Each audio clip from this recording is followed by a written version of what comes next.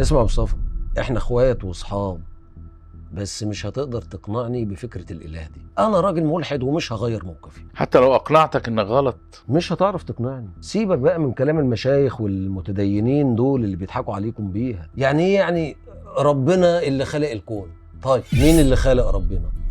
الدكتور مصطفى محمود الله يرحمه جاوب على السؤال ده بإجابة بسيطة وسهلة. قال إيه بقى؟ عارف اللعبة اللي بتشتغل بالزنبلك؟ الزنبلك؟ اسمع بس بلاش تريقة. قول يا عم. اللعبة اللي بتشتغل بالزنبلك بتفكر إن الإنسان اللي صنعها هو كمان بيشتغل بالزنبلك. يا سلام. عشان كده قدراتك العقلية المحدودة مش قادرة تستوعب إن في خالق ملوش خالق. كلام فارغ يا مصطفى. مفيش لعبة بتفكر يا حبيبي. طب مين اللي خلق الدنيا؟ أولا ما اسمهاش خلق أو اتخلقت، مفيش الكلام ده. اسمها اتكونت. انفجار كوني هائل حصل في الكون، كون كتل. الكتل دي بقت كواكب ونجوم ومجرات، وبعدين كل المخلوقات اللي على ظهر الدنيا دي وكل الكائنات الحية اتطورت خلال ملايين السنين اللي فاتت لحد ما وصل لشكلها الحالي. يعني الصدفة يا صديقي، الصدفة. يعني انت عايز تفهمني آدم اطلع عند ماما بره، ما تقفلش الباب يا ولد. ده قفل. معلش، كنا بنقول ايه؟ انت عايز تفهمني ان كل الكون ده اتخلق صدفة؟ طب خليني اقول لك على حاجة. قول. مراتك مدام ضحى اشمعنى؟ مش ما بتحب الدلعة بتقول لها يا دودو؟ ولما بترخم عليها بتقول لها ايه يا عم ضاحي؟ صح؟ ايه اللي مبهر في كده يعني؟ ما انت صاحبي وعارف كل الحاجات دي. اسمع بس. قول. مدام ضحى بتحب تلبس اللون الموف في الملابس الداخلية، وبتحط لك برفيوم ليالي باريس في الليالي الحمراء بتاعتكم. وخد دي كمان، عندها وحمة على شكل فراولاية كده في بس انت وصلت للوحمة كمان؟ ايه القذارة والانحطاط اللي انت فيه ده؟ وانا اللي كنت فاكرك اقرب صديق ليا. يا ابني انت متضايق ليه؟ متضايق؟ مش عايزني اتضايق؟ انت بتحكي لي على ادق التفاصيل في مراتي ومش عايزني اتضايق؟ ده انا هشرب من دمك. انت بتخوني ولا ايه؟ ايه ده بس؟ مين اللي جاب سيرة الخيانة؟ الله. امال انت عرفت التفاصيل دي ازاي؟ صدفة. يا سلام، استهبل بقى. هو في صدفة بالدقة دي؟ يعني انت عايز تفهمني ان الكون ومجراته كل ده اتخلق صدفة؟ الشمس ومسافتها بينها وبين الارض اللي لا ينفع تقرب ملي ولا تبعد ملي ده صدفة؟ خلايا جسمك اللي بالملايين اللي بتجدد نفسها كل يوم ده صدفة؟ قلبك وجهازك التنفسي اللي شغال 24 ساعة وانت نايم وانت صاحي كل ده صدفة؟ اللعاب بتاعك التفافة ليها فايدة مش مخلوقة صدفة. فايدتها تحول الاكل اللي بناكله من نشويات لسكريات عشان جسمنا يمتص ويهضم بسهوله. كل ده صدفه ومستكتر عليا ان اعرف شويه معلومات عن مراتك. ايه يا يوسف؟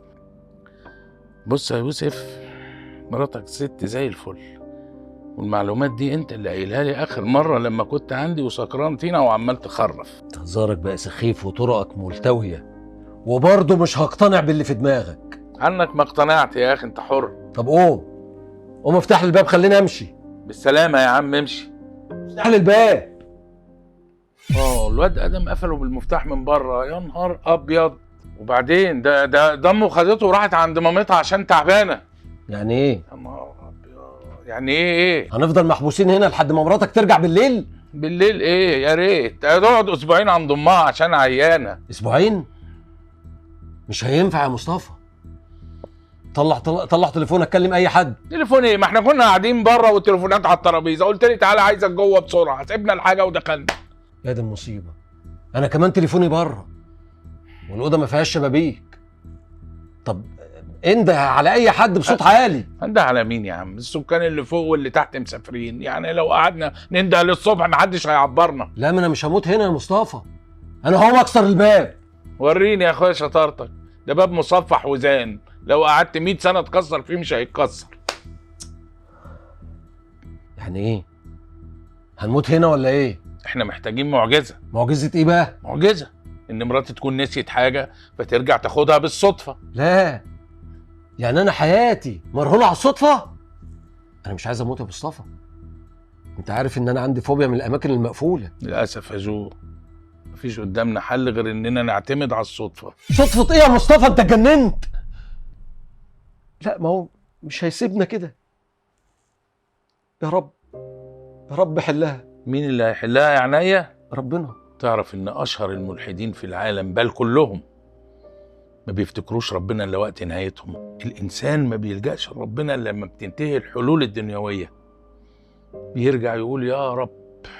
بس احنا اللي الغرور بيعمينا ساعات، برغم ان انت عارف ان الكون ده في قوه خارجيه بتحركه، وهو ربنا سبحانه وتعالى.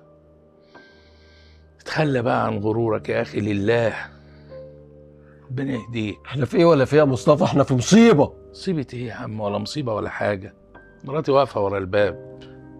انا عملت فيك الكلام ده ومتفق معاها عشان يمكن تفهم، لان لو قعدت اشرح لك 20 سنة عمرك ما كنت هتفهم. التجربة هي افضل معلم، وديك جربت، على الله تكون اتعلمت. حرام عليك يا مصطفى، حرام عليك. استغفر الله العظيم يا رب، استغفر الله العظيم.